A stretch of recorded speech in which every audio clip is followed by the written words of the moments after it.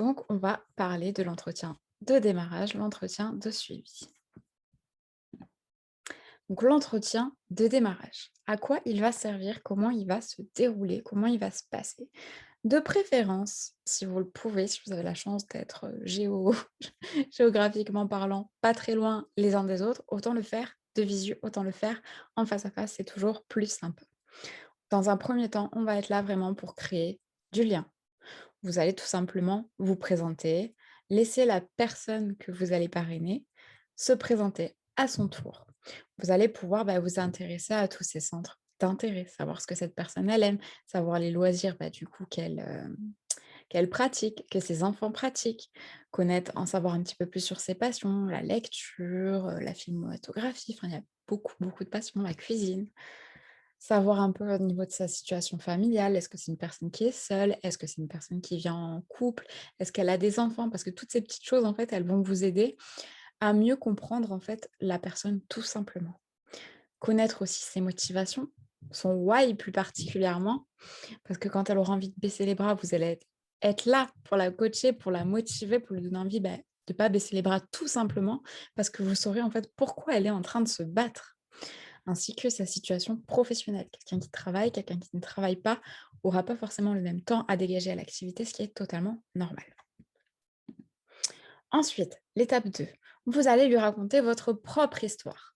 Pourquoi vous vous êtes lancé dans le marketing de réseau, peu importe la société, hein. Qu'est-ce que cela vous a apporté? Qu'est-ce que cela vous apporte aujourd'hui? Pourquoi vous le faites en fait? Vous allez essayer de faire naître de l'émotion chez cette personne. Parce qu'en fait, c'est par l'émotion que tout se passe. Le message, s'il y a pas d'émotion derrière, c'est comme en fait, une robe. Je prends l'exemple tout con d'une robe. Une robe qui vous a plu, que vous aviez vue sur une de vos meilleures amies et tout, qui vous rappelle, tout simplement cette personne parce que cette robe, elle est magnifique. Et là, vous êtes en train de faire du shopping et vous tombez sur cette robe. Avant même de vous dire, de savoir si cette robe, elle vous plaît ou pas, vous allez avoir flashé dessus parce qu'il y a le facteur émotion. Pas parce que vous vous souvenez que cette robe, votre meilleure amie, elle avait la même en fait. Donc directement, cette robe, elle va beaucoup plus vous intéresser que n'importe quelle autre robe dans le magasin. L'émotion, c'est vraiment la clé de tout. Étape 3, lui présenter vraiment en grande ligne l'activité. Je ne vous parle pas de rentrer dans les détails du plan de rémunération, dans les détails des pourcentages, dans les produits, dans les détails. Non, vraiment en grande ligne. C'est juste, voilà, en commission de vente, on est entre 40 et 80. Tu as des possibilités d'évolution qui sont juste énormissimes. Donc, vous avez un tableau avec vraiment les possibilités d'aller décrocher de jolis salaires à 5 chiffres, voire plus. C'est tout. Les principales gammes, donc la gamme aloe vera, la gamme argan, donc niveau cosmétique, vraiment les bases. Parler vite fait, on a des bijoux fantaisistes, on a des accessoires, on a des bijoux. C'est tout. On a des compléments alimentaires, vraiment la base. Ne rentrez pas dans les détails. On a plus de 4000 références. Si vous commencez à rentrer dans les détails, vous allez perdre la personne. Vous avez aussi du coup les kits, en insistant sur le fait que les kits ne sont pas payants, qu'ils ne sont pas obligatoires. Si la personne a justement, ressent ce besoin d'avoir un kit auprès d'elle, tant mieux, ça s'arrête là. La force de la société. Aucune obligation de parler de vente ou de recrutement. On est simplement sur un partage de bons plans. Vous allez simplement partager les produits que vous aimez, des produits que vous achetiez avant, peut-être chez Auchan, peut-être chez Leclerc, enfin peu importe. C'est juste ça. On a créé une méthode de démarrage qui est simple, qui est efficace. Cherchez pas plus loin. Et à côté de ça, on va vous apporter d'autres formations, d'autres connaissances pour que vous puissiez bien sûr approfondir. Mais au démarrage, c'est tout ce que la personne a besoin de savoir. L'étape 4, s'intéresser à ses objectifs. Pour ceux qui me connaissent, vous savez que je suis une indécrottable, entre guillemets, en admiration devant mes 4 questions magiques. Mais là, je vais en reprendre que 3, lorsque justement je m'intéresse aux objectifs de la personne. Combien elle souhaite gagner par mois déjà? C'est un très très bon indicateur. Combien de temps elle peut consacrer à l'activité? Combien de temps se donne-t-elle pour atteindre son objectif? Parce que je suis là pour l'aider à atteindre ses objectifs, tout simplement. Étape 5, lui laisser le temps de poser toutes ces questions. C'est un temps qui est indispensable, parce que vu qu'on a beaucoup parlé, Peut-être que c'est beaucoup très, très, très flou dans sa tête, même si on a essayé d'aller à l'essentiel, on lui a apporté quand même beaucoup d'éléments, beaucoup de choses, beaucoup de connaissances. Donc, on lui laisse le temps de poser calmement ses questions avant de clôturer l'appel. Et on essaye de faire un petit récap si tout n'est pas clair avec elle, tout simplement. Et ensuite, donc, l'entretien.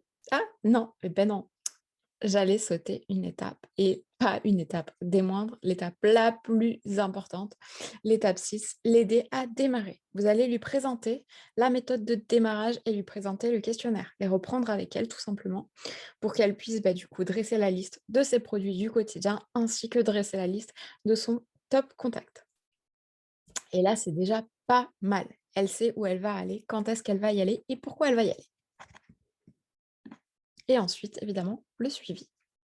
Donc l'étape 1 du suivi, c'est un temps de prise de nouvelles, tout simplement. S'intéresser sincèrement à la personne, à sa vie, sa famille, son travail, dans quel état elle se trouve à l'heure actuelle. Est-ce qu'elle est en forme? Est-ce qu'elle est fatiguée? Tout simplement un temps de prise de nouvelles. On est des humains, c'est du relationnel. On crée des relations sincères avec les gens, tout simplement. Étape 2, faire un point sur ses objectifs et ses attentes. Où est-ce que du coup la personne se situe? Où est-ce qu'elle en est? Comment elle se sent? Au niveau du coup vraiment professionnel. Vous devez toujours connaître les objectifs de vos équipes, de vos partenaires. C'est indispensable. Sans objectif, on va nulle part. C'est comme si vous vouliez aller à Barcelone, mais qu'en fait, vous ne savez pas où est Barcelone, que vous ne prenez pas de carte, que vous ne mettez pas le GPS, que vous roulez tout bêtement. Il y a très peu de chances, s'il n'y a pas de panneau sur la route, que vous arriviez à Barcelone. Et là, ça va être pareil. Donc les panneaux sur la route, c'est ce qu'on va mettre en place, tous les objectifs intermédiaires pour aller jusqu'à cet objectif final.